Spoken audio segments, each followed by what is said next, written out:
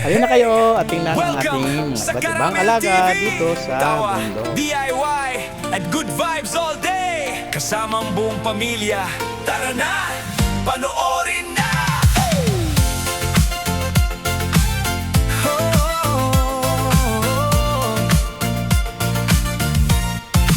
Sa bawat video, saya ang hatid.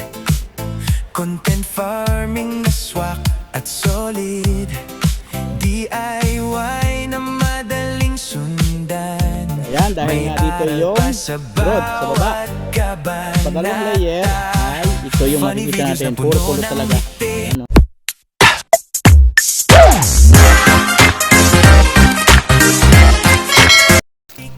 ito yung simpleng buhay namin dito sa probinsya. Nakaraniwan, ito yung makikita.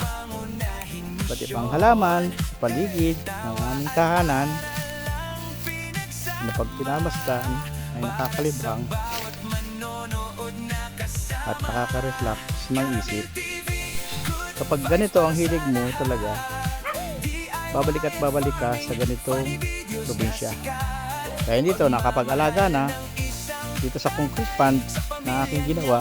At ito ay yung mga tilapia. Ngayon ay malalaki na rin sila at pwede na rin makakuha ng pang-inihaw. Kaya napakaganda talaga kapag nagpa-farming. Kapag wala ka ng trabaho o dati kang empleyado, ganito ang magandang gawin. Dahil dito sa pagsasaka o farming, marami din dito na magiging kita. Ang pag-aalaga ng bubuyog, stainless bee or honeybee. Kaya ito ay aking pinaparami at ito naman ay lagi kong ginagawa pag ako'y nandito sa bundok para sa ganon alagaan ko rin ito mabuti dahil minsan ang tinitirhan nila sa gubat ay nasusunog dahil minsan ang tirahan nila ay sa bunto ng mga nyog o kaya sa bunga ng nyog may mga butas, doon sila ninirahan yung honeybee. At ang stainless bee naman ay kalimitan na nabubuhay o nagninirahan sa mga tuyong kahoy o katawan ng nyog na tumba. Ayan.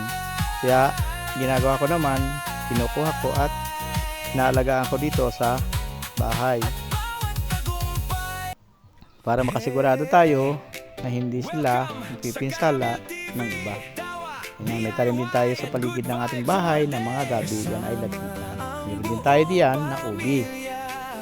Ngayon ay dahil nga umuulan na, kaya makikita natin na sila ay gumaganda na. At yan, nanibarin ako kanina ng saging. Kung mapansin nyo, maliit lang siyang buwig, pero ang bibilog niya. At ito rin naman ating tanim na kalamansi na talaga namang walang patid sa pagbunga. At yan ay aking minarkot ng nakaraan pa. Kaya ito, patuloy tayo sa pagtatanim at pag-aalaga para sa ganon malibang din tayo at magkaroon din tayo ng ibang pagkukunan ng ikabubuhay. Dahil dito sa bundok ay talaga naman kailangan lang dito ay iba yung pagsikap at magsipag nang sa ganon ay hindi tayo magutom dito at magkaroon din tayo ng hanap buhay. Kaya ang pag-aalaga din ng mga ganitong mga bubuyog ay talaga namang aking pinagsisikapan na mapaunlad at maparami para sa ganon at mapag-aralan kung ano ang dapat kong gawin para sila ay mag-stay dito sa amin. May tanim din tayo dito ng mga bugambilya. Kapag yan ay nawala na ang dahon, papalit na dyan ay mga bulaklak na napakaganda. At siyempre iba't iba ang kulay na yan ang magpapasigla sa ating mga mata at siyempre makaka-relax sa ating isip. Ngayon din ito yung aking halaman dito na bagay niyan na napakaganda ng bulaklak, kulay violet. Itong papaya na ito ay napakatanda na pero marami pa rin siyang bumunga. At dito na rin kumukuha kami ng aming ginagamit sa paggulay at sa pangtinola. Kaya ito, may mga patubo na ulit tayong bagong papaya dito sa paligid nating bahay para sa ganon, hindi na tayo lumayo pa sa pagkuha ng mga prutas na ito. Dahil minsan kapag ito ay marami na at hindi na rin nagagamit sa pagulay at talagang tuloy-tuloy sa paggulang yan at yan ay naihinog at ating makakain din siyempre. Kaya meron din tayong oregano dyan para sa ganon ay mawala yung mga lamok at takot din dyan yung mga ahas. Kabuti sa sipon, saka ginagamit ko yan sa sugpo ng mga sipon ng mga manok. May mga santaan na din tayo na iba't ibang kulay dyan sa paligid ng ating bahay. At mayroon dito parang saging ang dahon pero bulaklak niya ay kulay dilaw na nagpapaganda rin sa paligid ng aming tahanan. Kaya itong aking malverde naman na ito itinanim ko nung nakaraan, ngayon ay nagbubunga na rin naman. At siyempre dumadami na rin ang bunga niya at talaga namang napakatamis nito, lalo kung nagkukulay black na siya. Ayan, talaga naman pati nyo kung mapapagmasdan, talaga namang napakaraming bunga. Yan ay dahil sa ating mga alagang bubuyog, stingless bee at honeybee.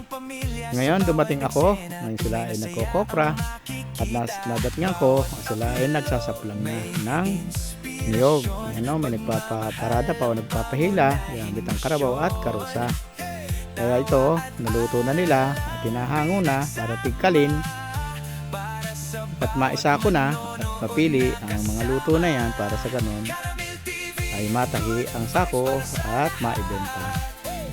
Dahil dito sa amin, ito ang pangunahan naming hanap buhay, ang pagkokopra.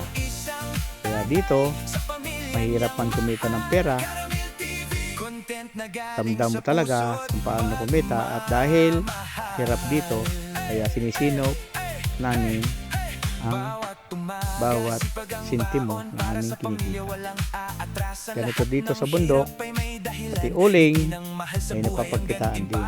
Katapos magkopra, mag-uuling, at yan ay pag pinakilo at nauling na yan ay tiyak mayroon na tayong extra kita. Kaya dito sa amin maraming pagkakakitaan, kaya hindi hadlang iba kung sa probinsya ang sabihin wala kang trabaho, talagang kailangan kahit maliit ang sakahan magtanim, lalo mga gulay, mga dapat itanim sa kaunting at alamin natin kung anong ating dapat itanim kahit sa maliit na sakahan. Number 1 dyan, mga kangkong, petsay, mga ganyan, iba-iba ang tanim, yung mga madaling pagkitaan, mga sitaw, ganyan. Yan, nalaga din ako dito na biik. Yan ay kakukuha lang. At ito naman yung aming malaki na, pwede na. At yan ay pag nag 8 months pwedeng inahin at pwede na rin ibenta.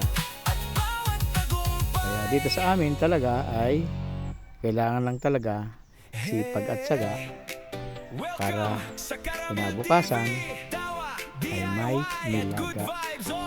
At ito naman yung aking mulberry na isang malaki na. Dito lahat kinukuha yung aking mga tinatanim na cuttings. At ito'y napakasipag talaga bumunga. Hindi ito nawala ng bunga, tuloy-tuloy siya.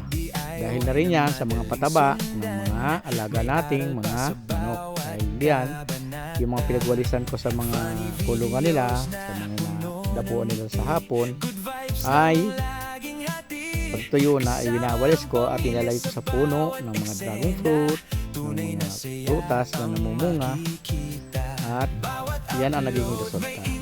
Tapos naman umiitlog at yung balat niyan ay ginagamit ko rin sa pagpataas ng calcium sa aking mga tanim.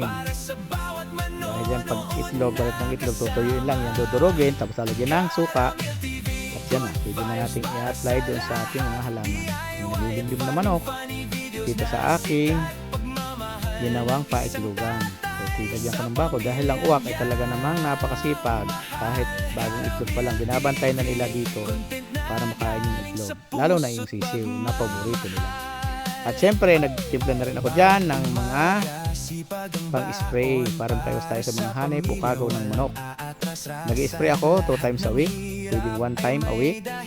At yung ginagamit ko dyan ay Simbos o kaya Magnum. Marami namang green level na mga pesticides na po pwede na i-apply dito para makaiwas tayo sa hanin ng manok. Kaya mapapansin nyo, meron ako mga ganyan para hindi naman yan basta-basta makaka-apekto sa manok. Basta iwasan lang natin na mainom nila ng direkta yung mga pesticides na yun. Kaya lang iniingatan natin ay yung magkaroon ng hanip. Dahil pag nagkaroon yan, papasok yan sa ating katawan, sa ating mga damit, pupunta tayo sa bahay, tutulog tayo, doon kakalat yun, dadami. Kaya pag dumami na yun doon sa loob ng bahay, kahit sa pagtulog sa gabi, hindi tayo makatulog dahil yan ay gapang ng gapang at nangagat man napakakating. Ayan naman yung ating siling na napakataba din dahil katabi yan ang ating pinaghahaponan ng manok. Ayan, at saka winawalis ko yung mga ipot nila, talaga namang napakagandang pataba niya sa ating mga halaman. Andyan din yung ating mga guyabano, mga ubi. Ayan, kita niyo may bunga. At tayo na yan, nahulog na yung isa. At ating gagawin yan juice, napakasarap na juice na, lagyan ng gatas, konting asukal. At siyempre i-blend. Makakagawa na tayo ng napakasustansya na juice para sa ating pamilya. At yan naman ang ating kalamansin na napakarami din ng bunga. Ayan, mayroon din tayo dyan na bayabano na yan ay trinunin ko na para hindi siya masyadong mataas. At may dragon fruit din dyan na mumunga. At nung nakaraang araw ay tayo nakapag-harvest na at naibenta. Nakapag-harvest na tayo ng 15 kilos. At yan ay 120 per kilos ang ating benta. Yun, meron din tayong pinyan na native. Yan ay napakatamis. Kaya hindi ako nagpapawala niyan dahil yan ay napakatamis at baka mawala din yung ating variety niyan. Kasi ang lumalabas ngayon ay mga malalaki na mga pineapple o yung pinya. Kaya yung ating native na pinya ay hindi ko talaga naalis. Yan, meron din tayo dyan na talagang dumadami na ng dumadami ang ating mga tanim na lemongrass tanglad o salay. Kasama yan ang ating mga dragon fruit at mga iba pang gulay. Siyempre kasama na rin dyan yung ating mga saging bayabas. At ang mga puno ng bayabas ay tinatamnan ko rin yan ng mga dragon fruit sa puno para meron din tayo income sa baba bukod sa bunga. Kaya pinagsisikapan ko na talagang mapuno itong aming kunting taniman nang sa ganon iba't ibang panahon tayo ay may pag-aanihan.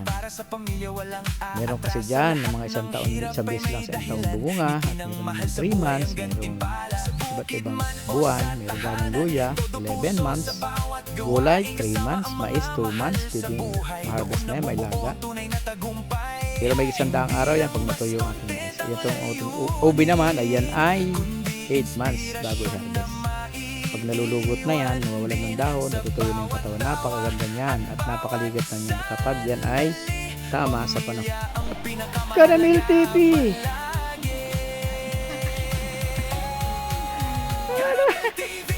Kung gusto niyo yung video na ito, like, subscribe, and click the ring. Click the notification bell or bell icon. Ba? Yeah. 2 times para ma-notify po kayo Yes. sa mga susunod namin gagawin na videos. Thank you! Bye! Bye-bye!